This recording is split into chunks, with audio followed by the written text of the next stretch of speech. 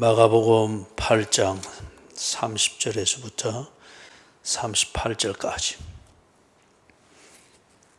같이 읽습니다. 이에 자기의 일을 아무에게도 말하지 말라 경고하시고 인자가 많은 고난을 받고 장로들과 대제사장들과 서기관들에게 버림받되어 죽임을 당하고 사흘 만에 살아나야 할 것을 비로소 그들에게 가르치시되 드러내놓고 이 말씀을 하시니 베드로가 붙들고 항변하며 예수께서 돌이키사 제자들을 보시며 베드로를 꾸짖어 이르시되 사탄아 내 뒤로 물러가라. 네가 하나님의 일을 생각하지 아니하고 도리어 사람의 일을 생각하는도다 하시고 무리와 제자들을 불러 이르시되 누구든지 나를 따라오려거든 자기를 부인하고 자기 십자가를 지고 나를 따를 것이니라. 누구든지 자기 목숨을 구원하고자 하면 잃을 것이요 누구든지 나와 복음을 위하여 자기 목숨을 잃으면 구원하리라. 사람이 만일 온 천하를 얻고도 자기 목숨을 잃으면 무엇이 유익하리요? 사람의 자기 목숨과 바꾸겠느냐? 누구든지 이 엄란하고 죄 많은 세세에서 나와 내 말을 부끄러워하면 인자도 아버지의 영광으로 거룩한 천사들과 함께 올 때에 그 사람을 부끄러워하리라. 아멘.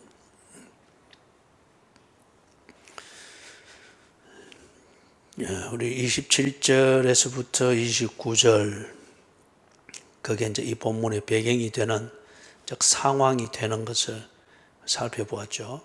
빌립보 가이사랴 이 도시는 로마 황제에게 헌정된 도시입니다.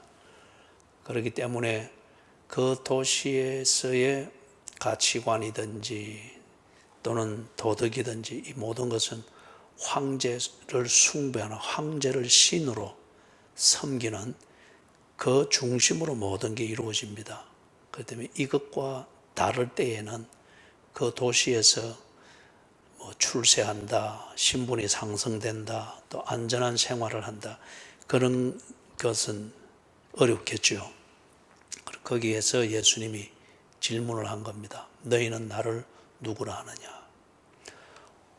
로마 황제에게 헌정된 이 도시에서 예수님께서 그 질문을 한 겁니다. 너희는 나를 누구라 하느냐? 거기에 대해서 베드로가 대답을 했죠. 주는 그리스도 신이다. 이 말은 로마 황제가 우리의 구세주가 아니고 우리가 지금 함께 있는 예수님 당신이 우리의 구세주입니다. 이거는 상당히 질문이 도발적이고 그리고 이 대답도 대단히 도발적입니다. 빌립보 가이사랴라는 이 도시에서 제대로 살려고 하면은 이런 생각을 하면은 안 되지요. 그리고 이런 중심을 가지고 이 중심에서 만들어진 가치관으로는 이런 도시에서 출세한다, 안전하게 산다, 뭐가 된다. 그런 꿈을 꾸는 자체가 어불성설일 수 있죠. 지금 예수님이 그런 질문을 했고 베드로로부터 이 대답을 들었습니다. 그것에 대해서 예수님께서 30절에서부터 33절 그 내용으로 대답을 하시는데 그런데 그분의 대답에는 이 베드로와 그 제자들을 예수의 제자다워지도록 세워가는 예수님의 이 다 계획이 있습니다. 그래서 빌립보 가이사랴라는 이 도시에서 베드로가 감히 자기 속에 있는 이 대답을 하는 것을 들으면서 예수님이 제자들을 세워가는 예수님의 제자 훈련 이 계획에서 어느 시점을 확인하게 됐습니다. 비로소 그들에게 가르치시니라. 이제는 그들이 믿고 기대고 있는 예수가 누구이시며 그분이 하고자 하는 일이 무엇인가 이걸 이제는 말해줘도 알아들을 수 있겠다 판단하는 시점이었습니다. 그래서 예수님이 31절에 보니 비로소 그들에게 가르치시니라. 가르치신 내용은 보니까 빌립보 가이사랴에서 거기서 로마 황제를 신으로 숭배하지 아니하고 나 예수를 구세주로 믿고 그렇게 예수의 사람으로 살지라도 너희들한테는 아무 해가 없고 부자 되고 하고자 하는 대로 잘 되고 그 다음에 너희들을 해하는 또는 위협이 되는 이런 빌립보 가이사랴는 바로 뒤집어질 것이다. 이런 걸 말하지 않았습니다. 뭘 말했습니까? 베드로가 예수를 믿고 예수 믿고서 감히 빌립보 가이사랴에서 이런 대답을 했는데 주는 그리스도신이다. 로마 황제가 들으면은 황제 모독죄로 당장에 뭘 당해도 당할 법한 그러한 말을 예수 믿고 했는데 그런데 믿는 구석인 예수가 영 베드로가 들을 때 맥없는 소리를 한단 말이에요. 31절에 인자가 많은 고난을 받고 장로들과 대제사장들과 서기관들에게 버림받아 죽임을 당할 것이다. 아예 믿을 수 있겠느냐는 거죠. 베드로가 상당히 당혹해합니다.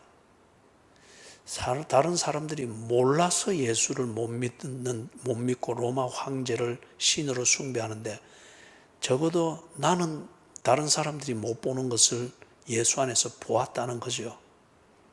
그것을 볼 때에 예수가 구세주다. 충분히 그럴 만하다. 라고 해서 감히 빌립보 가이사랴라는 이 도시에서 감히 그런 말을 할 수 있었는데 그런데 그 예수는 베드로가 보지도 못했을 뿐만 아니라 볼 필요도 없게 여기는 바로 예수님의 그 본질적인 내용, 이걸 예수님의 입으로 한껏 부풀려 있는 제자들에게 말씀을 하는 거예요. 죽을 거다. 그것도 이 빌립보 가이사랴를 로마 황제에게 헌정하는 것을 기꺼이 찬성해 준 이 시대의 정통이라 말하는 장로들과 대제사장들과 서기관들에 의해서 내가 죄인으로 낙인 찍히고 죄인이 죽는 죽음으로 죽을 것이다. 베드로가 이거 황당하겠어요, 안 하겠어요? 그죠? 야, 이거 정말 말 잘못했다 싶겠지요.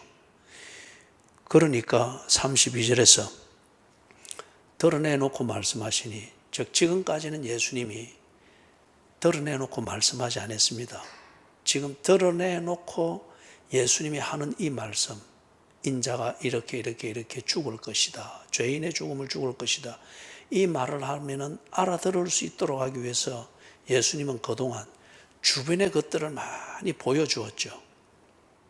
그래서 그걸 근거로 해서 예수님이 이제 드러내놓고 당신이 누구이며 무슨 일을 할 것이며 어떤 과정을 밟을 것이라 할 때에 그동안 보았던 예수님의 주변, 그분이 행하는 기적, 표적, 이적, 설교, 가르침, 삶을 나누는 교제, 이것에 근거해서 예수님이 드러내놓고 무슨 말을 할지라도 예수님의 입장에서 그걸 듣고 이해할 수 있도록 그동안 예수님이 다 준비시켜 왔던 거죠. 그래서 이제 됐다 싶을 때 비로소 그들에게 가르치는데 예수가 누구이며 무엇을 할 것이며 어떤 과정을 밟을 것인가 드러내놓고 말씀을 하신 겁니다. 드러내놓고. 그러니까 베드로가 아주 당황했습니다. 베드로가 예수를 붙들고 항변하며, 이거는 베드로가 전혀 예기치 못했던 그 말씀을 예수께서 했다는 거잖아요. 다른 말로 말하면은 베드로가 아니 예수님이 이런 말하면 안 되지요. 그것도 지금 우리가 예수를 이렇게 믿고 있고 이렇게 따르고 있고 빌립보 가이사랴에서도 우리는 예수님 당신을 구세주로 인정하면서 그걸 위해서 로마 황제를 신으로 숭배하는 이것까지도 우리는 기꺼이 거부하면서 이렇게 하는 정도인데, 이렇게 마음이 정리되고 예수를 따르고 믿고 있는데, 그런데 지금 이런 말씀을 하면 어떻게 합니까? 그 말이에요. 그죠? 붙들고 항변하며. 이게 참 아이러니하죠. 그래서 우리가 열심, 열정, 이게 신앙생활에 있어서 중요한 요소인 건 사실입니다. 그러나 열정, 그리고 열정에서 나오는 열심, 이게 언제나 중심 주제가 되면은 지금 이와 같이 됩니다. 이와 같이 되는 거예요. 붙들고 항변하며. 예수님, 어찌 내 열심을 이런 식으로 실망시킵니까? 아니면 예수님, 모두가 다 지금 예수님을 위해서 열정이 넘치는데 이래 하면 어떻게 합니까? 그죠? 이 열심과 열정이 신앙생활에 있어서 중요한 요소이긴 하지만은, 그러나 그게 핵심은 아닙니다. 핵심은 아닙니다. 그래서 33절에 예수님께서 엄중하게 말씀하죠. 예수께서 돌이키사, 이게 좀 상상을 해보시라고요. 만약에 이제 이래 하는데 서군사가 막 열심과 열정에 지쳐가지고 내가 창문도 없는 부엌에서 이렇게 하는데 예수님이 이러면 안 되죠. 이런 식으로 우리가 하면 다 실망하죠. 그래 하는데 예수님의 뒤에 대어놓고 그래 하고 있는데 예수님이 싹 돌아보면서 예수님의 눈이 서군사 눈하고 딱 마주친 거예요. 어떻겠어? 움찔하겠죠. 지금 그런 그림입니다.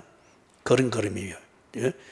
예수님이 이 베드로를 딱 보기 위해서 돌이켜 본 거예요. 이거는 누가복음 22장에 거기 몇 절인가, 지금 61절인가 정확한 구절을 모르겠는데 22장에 보면은 예수님이 그 대제사장의 뜰에서, 가야바 대제사장의 뜰에서 막 신문 받잖아요. 그리고 그 대제사장의 그 군인들이 또는 쫄개들이 침 뱉고 뺨 때리고 막 가시관 세워가지고 거기 갈대로 톡톡톡 치면서 그 고통을 주고 모욕과 막 고문을 하잖아요. 둘러서서. 그때에 베드로가 어찌게 되는가 싶어서 아랫뜰에서 물줄이 끼우 달 때 예수님이 그 정신없는 그 상황에서 그 표현을 보면 이랬습니다. 주께서 돌이켜 베드로를 보시니. 그 NIV라는 이 버전의 영어 성경에서는 그렇게 되어 있습니다. Jesus turned and looked straight at Peter. Look at Peter, 이것만 해도 베드로를 보기 위해서 그 와중에 베드로를 찾아볼 텐데 그게 강조해 straight. 지금 그 뭡니까? 닭이 3번 울면은 네가 나를 모른다 부인하리라 그랬죠. 지금 그 즈음에 이르는 거예요. 그러면서 이 베드로가 멀찌감치 그래도 어리상 가지는 못하고 예수가 어찌 되는가 꿀쭉꿀쭉 하고 있으나 어떤 행동도 못하고 있다. 예수님은 저기서 온갖 조롱을 받고 있고 사람들에서 둘러싸이가 얼굴에 주먹 날라들고 뺨 때리는 것 날라들고 뭐 침 뱉고 가시관으로 두드리고 뭐 조롱하는 소리로 꽉 차 있을 때 정신이 들겠어요? 그런데 예수님께서 그 와중에서 거기 딱 보면은 주께서 돌이켜 베드로를 보시니,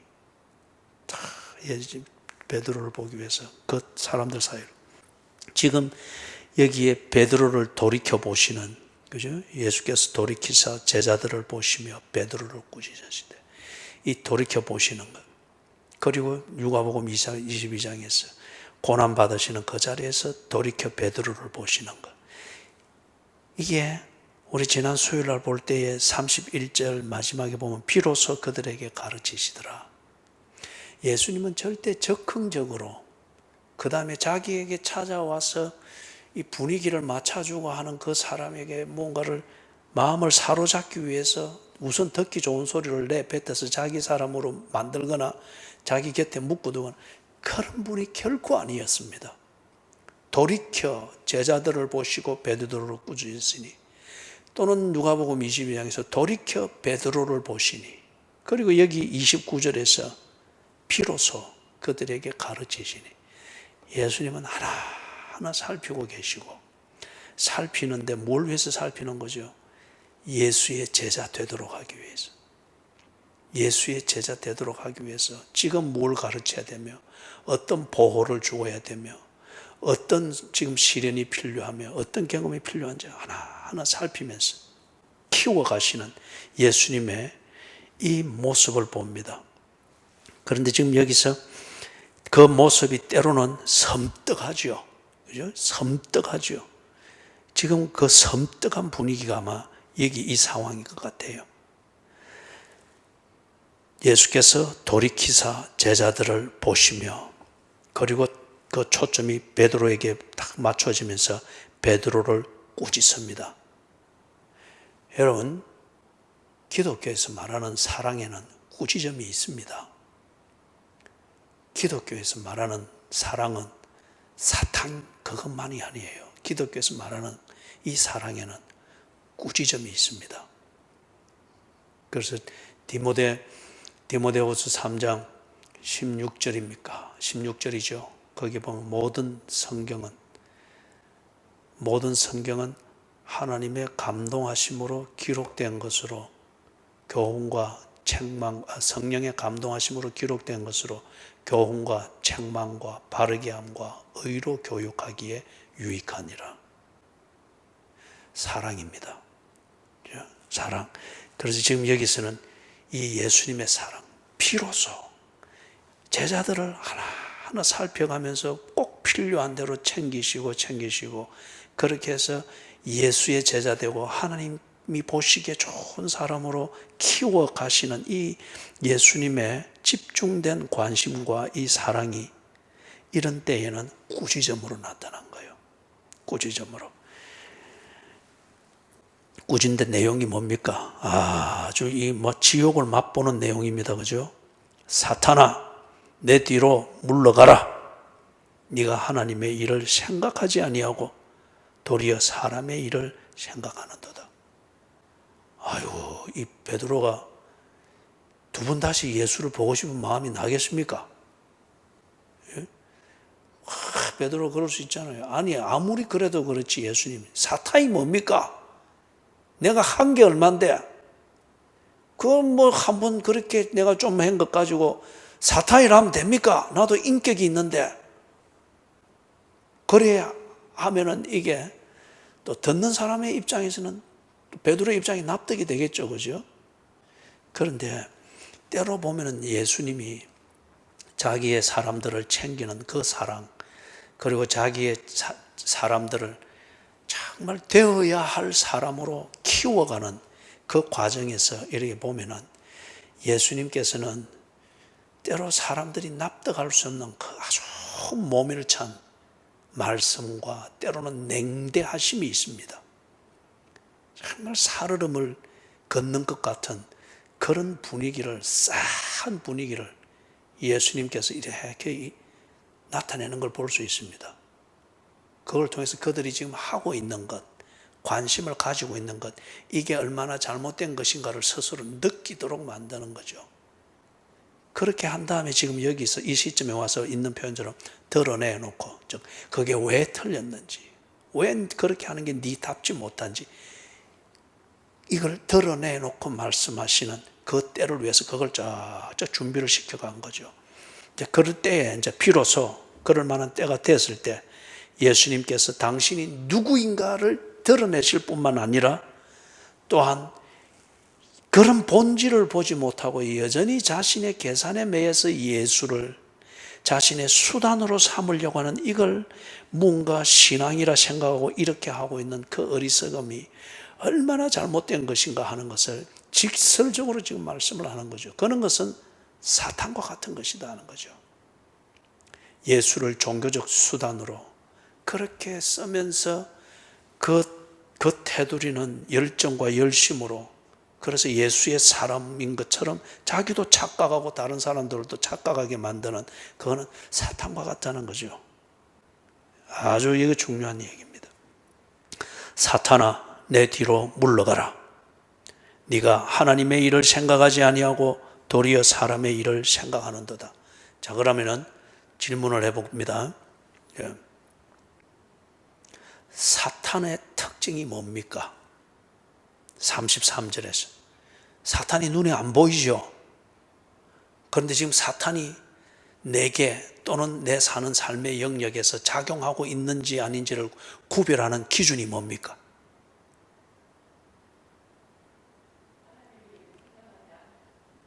그렇죠. 사람의 일을 위해서 하나님의 일을 무시하는 겁니다. 또는 부차적으로 돌리는 겁니다. 그 다음에 두 번째 질문입니다. 우리 김덕순 지사님은 뒤를 보면서 질투하지 말고 만회할 수 있는 기회를 주기 위해서 두 번째 질문을 또 합니다. 사탄이 눈에 안 보이는데 사탄이 여기 딱 보니까 사람을 통해서 작용을 하죠. 즉 말해서 사람이 사탄이 하고자 하는 일을 하는 통로로 쓰여집니다. 이거 사탄에게 쓰여지니까 영광스럽겠죠. 안 그래요? 예? 자, 하여튼 사탄이 요 사람을 통해서 이래 역사합니다. 그죠? 에덴 동산에서도 사탄이 이브를 통해서 싹 들어왔죠. 그죠? 자, 그러면은 사람이 사탄일 수는 없습니다. 그러나 그 사람이 지금 사탄에게 이용당하고 있을 수 있습니다. 그러면은 지금 저 사람이 하는 행동이 또는 하는 말이 사탄에게 사용되어지고 있는지 아닌지 어떻게 구별할 수 있습니까? 1번, 그때는 이마에 뿔이 2개 난다. 2번, 그때는 드라큘라처럼 송곳니가 팍 나온다. 3번, 하나님의 일을 생각하지 아니하고 사람의 일 중심으로 그렇게 항상 말하고 행동하면서 하나님의 일을 무시하게 만든다. 몇 번입니까?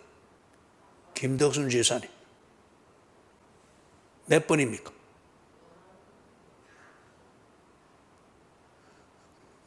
그걸 보고 뭐라는가 하면은 잘난 척 한다. 그런 말입니다. 3번이죠. 그렇기 때문에 사탄이 뭘 하는가? 사탄은 하나님의 일을 방해하기 위해서 사람의 일을 언제나 앞세우고 부추기고 그것이 중요한 것처럼 믿게 하는 게 사탄의 일이면은 당연하죠. 사탄에게 이용당하고 있는 사람, 당연히 그 특징으로 이렇게 해서 그럴 때는 그 사람 곁에 있든지 그 사람을 신뢰하든지 그 사람을 절대적으로 의존하게 되어지면은 당연히 자기도 모르게 그냥 이 사탄 프레임에 딱 들어가게 되겠죠. 그죠? 사람의 일. 자, 그 다음에 이제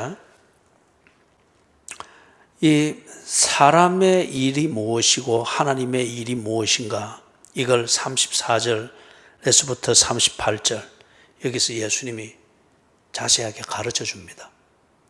왜냐하면 이제는 29절에서 본 것처럼 비로소 그들에게 가르치시니라. 그 다음에 나오는 게 뭐였습니까? 드러내놓고 말씀을 하시잖아요. 그죠? 제자들이 이제는 이런 정도의 내용을 가지고서 갑롯을박은 하되 이런 것을 배울 준비가 됐다는 거예요. 그죠? 됐다는 거예요. 자, 그래서 34절에서부터 38절 이 내용에서 사람의 일이 무엇이며 하나님의 일이 무엇인가, 그걸 우리가 찾아볼 수 있어요. 먼저 34절에서는 조금 전에 우리가 질문 2가지를 가지고 말을 했습니다. 사탄은 우리 눈에 안 보이지만은 우리 가운데서 작용하고 있다. 무엇으로 알 수 있는가?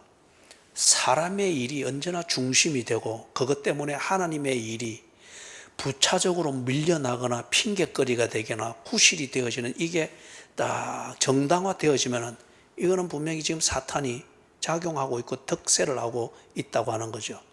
그런데 사탄이 뿔 달린 이골에서 쑥 나타나가지고 도깨비 방망이 두드려 이리 하는 게 아니고 사람을 이용해서 이렇게 한다 했죠. 그런데 참 재밌는 것은 그럴 때에 그때 꼭 관심의 중심이 되는 사람을 통해서 역사하게 되는 경우가 거의 대부분이에요. 에덴에서도 이브가 사탄의 통로가 되기 전에 아담과 이브의 그 아름다운 대화가 있죠. 그죠? 아담이 이브를 얼마나 좋아했고 얼마나 신뢰했어요. 내 뼈 중에 뼈요, 살 중에 살이라. 절대 신뢰하고 그게 이브와 함께 있다는 자체가 아담에게 삶의 의미였잖아요. 그죠? 그럴 때에 사탄이 딱 이브를 통해서 이렇게 작용을 딱 했죠. 이브를 통해서 딱 작용.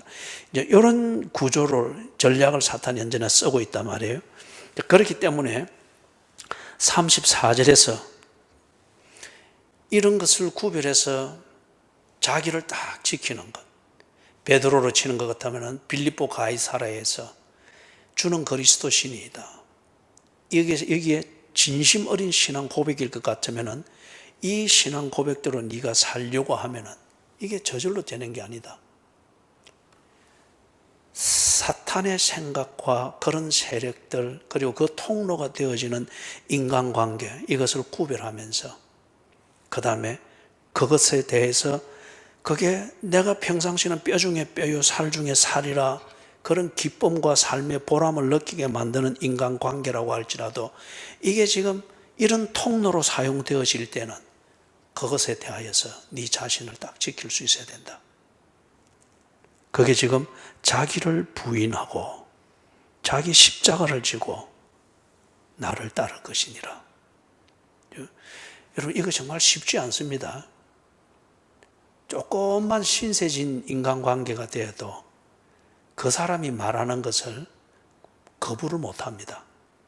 틀린 것은 알지만은 진짜 얼굴 보고 거절을 못합니다.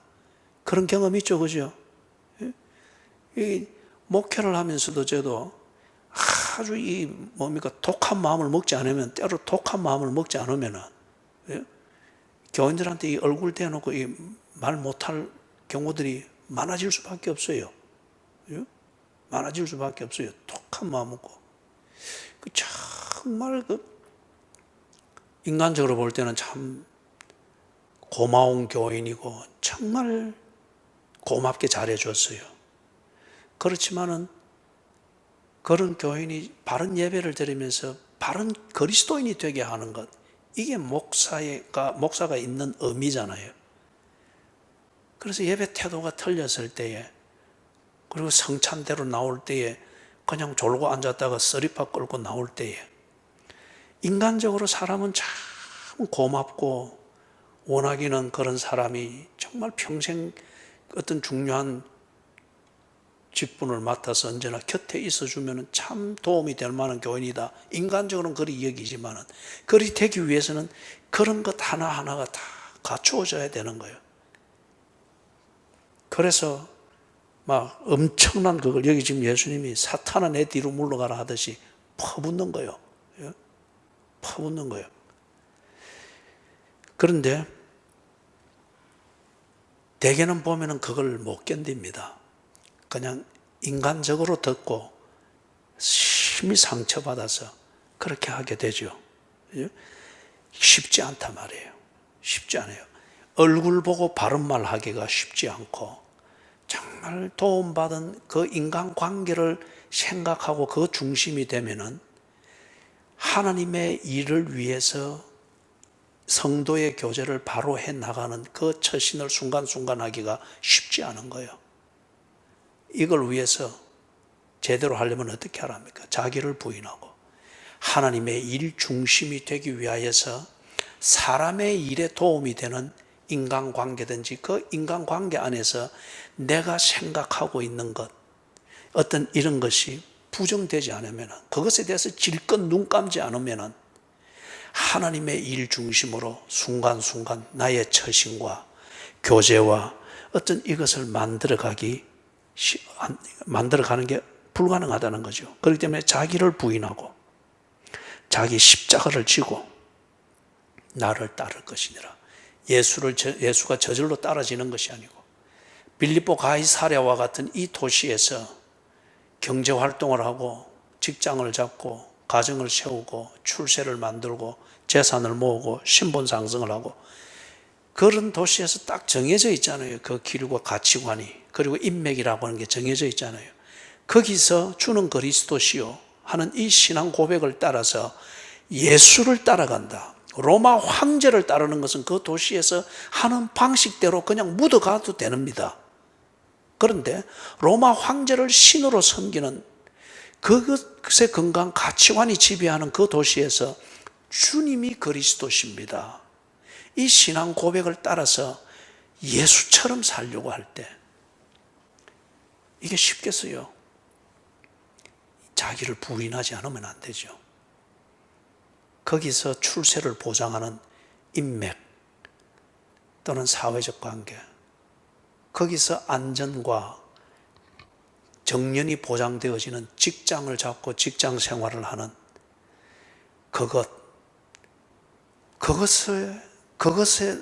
그 유익으로부터 내가 배제되어지지 아니하려고 하면은 주를 따르기가 어렵죠.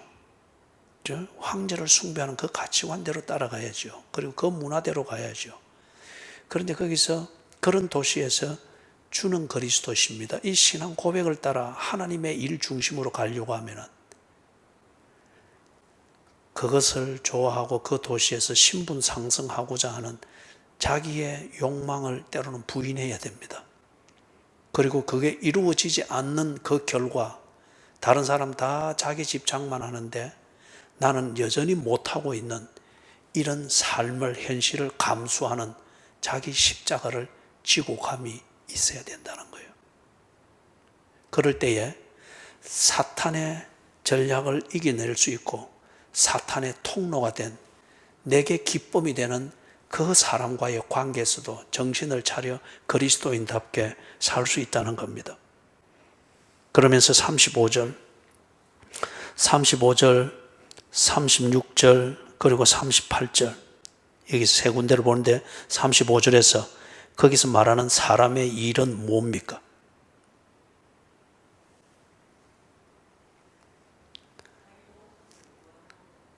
그렇죠. 내 살고 보자. 이게 사람의 일이죠. 그죠? 내 살고 보자. 내 원하는 대로 살기 위해서 종교를 만들고 종교 생활을 하고 사람의 일이죠. 그 다음에 35절에서 하나님의 일은 뭡니까?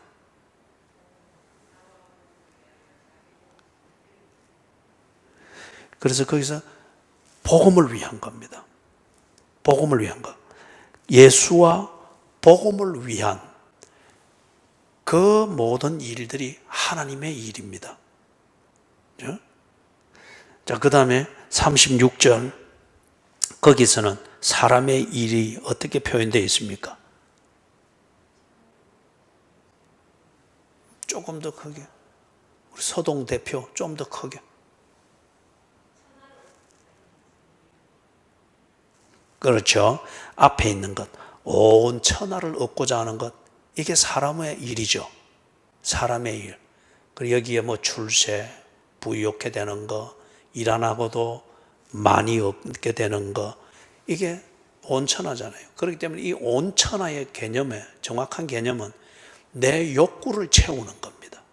내가 욕망하는 것을 채우는 것. 이게 자기로서는 온천하를 얻는 것과 같죠. 이게 사람의 일입니다. 그 다음 38절에서는 조금 어려울 수 있습니다만은 여러분들이 잘 할 수 있을 거예요. 38절에서는 사람의 일이 어떻게 표현되어 있습니까?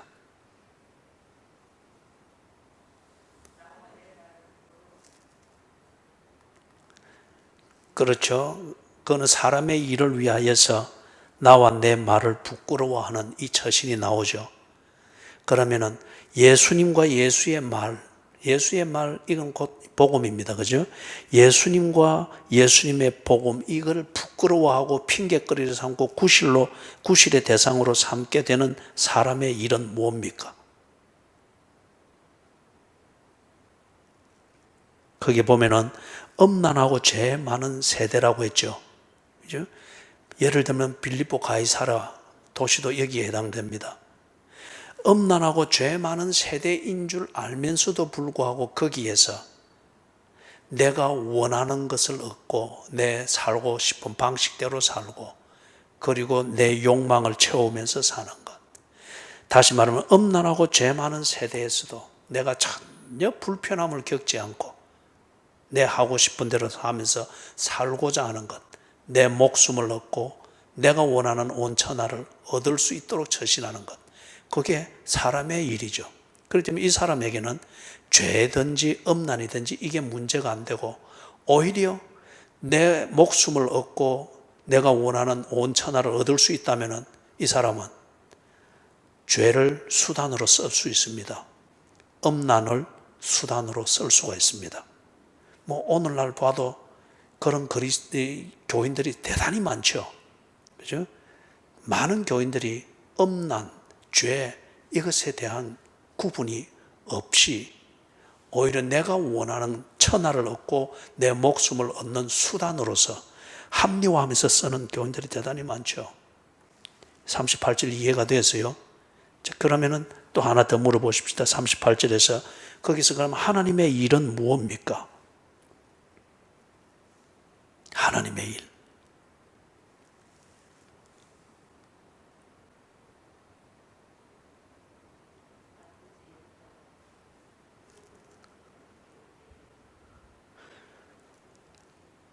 그죠? 예. 조금 어렵죠. 이 앞에서 사람의 일을 보듯이 하나님의 일도 지금 38절에는 그렇게 숨어 있습니다. 하나님의 일은 뭐냐? 나와 내 말입니다. 예수님과 예수님이 하시는 그 말씀, 예수 그리스도의 복음, 이게 하나님의 일입니다.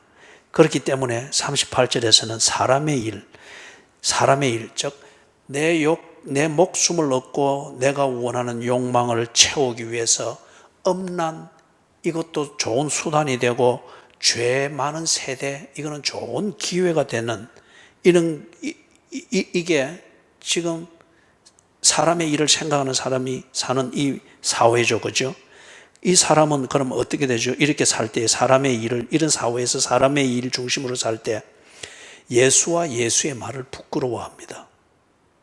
동시에 엄난과 죄 많은 세대를 좋은 기회이자 수단으로 삼습니다.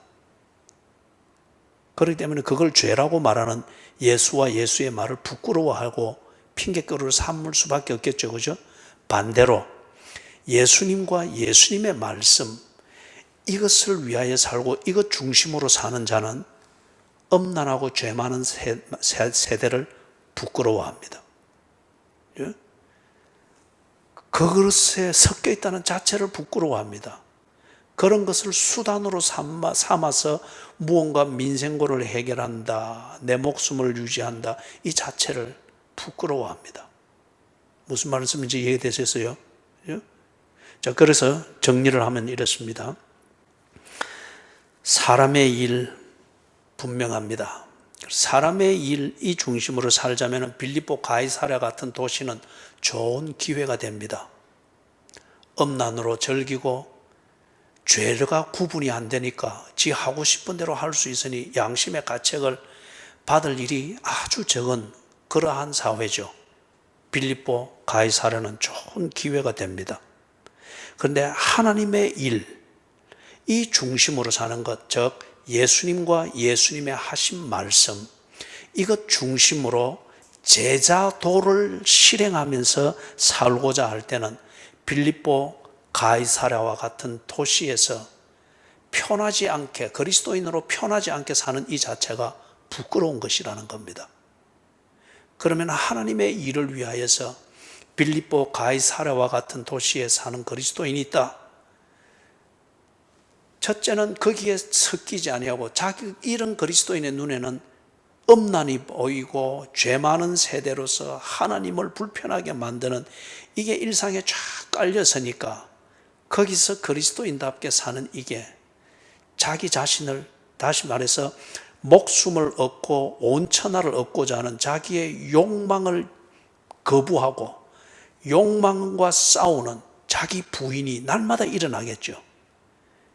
그리고 그것 때문에 빌립보 가이사랴 번성한 도시, 거기서 평균 생활 수준도 안 되도록 사는 현실을 맞이한다면 그것을 견뎌내야 되는 자기 십자가를 지고 가는 일상이 있겠죠. 그러면서 또 좌절하지 않고 실망하지 않고 오히려 뿌듯한 보람을 가지는 것은 내가 예수의 사람으로서 나는 지금 예수님을 따르고 있다. 그리고 예수님은 지금 나를 인정하고 계신다. 이게 그의 진정한 기쁨이 되겠죠. 그죠? 그리고 소돔과 고모라에서 롯과 롯의 가족들의 그 조치에 대해서 우리가 보듯이 이 사람은 하나님의 일을 위하여서 더 이상 하나님의 일을 위하여 빌립보 가이사랴와 같은 이것은 기회가 될 수 없고 오히려 끝없는 나의 유혹이자 감옥이 될 수밖에 없다. 그럴 때는 기꺼이 떠나겠죠. 그렇죠? 기꺼이 떠나겠죠. 우리 현대 표현으로 말하면 진로를 바꾸고 직장을 바꾸고 직업을 다시 진지하게 고민하고 사는 곳을 다시 진지하게 고민하고 하나님의 일을 위해서 사는 제자임에도 불구하고 그리스도인임에도 불구하고 그렇게 살 수 없는 환경과 그런 가치관이 지배하는 곳에 머물러 있으면서 다 고민한 척하면서 사는 이 자체가 때로는 내 스스로 위선인 것을 알 때에 기꺼이 소돔과 고모라를 떠나서 아직 거주지도 정해지지 않았으나 앞에 보이는 산으로 도망을 가는 롯과 같은 어떤 이런 모습이 있을 수가 있겠죠. 이게 지금 예수님께서 가르치시는 제자도입니다. 제자도. 그죠? 그래서 사탄을 구별하고 그리고 사탄에 지금 작용하고 있는 이것을 구별하는 것. 하나님의 일, 사람의 일. 이것을 다 중심으로 하여서 구별하여서 이게 지금 내 일상이 되어지고 있을 때에 내가 제자로서 가지고 있는 이 가치관을 따라 그걸 구별하고 하나님의 일 중심에 이 삶을 지켜내기 위하여서 사람의 일을 거부하는 이 자기 부인, 그것 때문에 겪게 되는 비교해 볼 때의 생활이 어렵잖아요. 그것을 견뎌내는 자기 십자가를 지고 가. 그러나 그게 절대 패배나 실패가 아니고 또는 부차적인 인생이 아니고 정말 내가 살아야 될 삶을 살고 있다고 하는 진정한 승리, 그것 때문에 가지는 진정한 기쁨과 보람, 그것은 내가 구세주로 고백하는 예수가 나를 지금 인정하고 계신다. 오늘도 네가 살아야 될 삶을 살았구나. 나는 너로 인하여 기뻐하노라. 하늘에서 네 상이 클 것임이니라. 이것을 확인하면서 진정한 그 기쁨을 누리게 되는 것. 그게 제자도라는 것.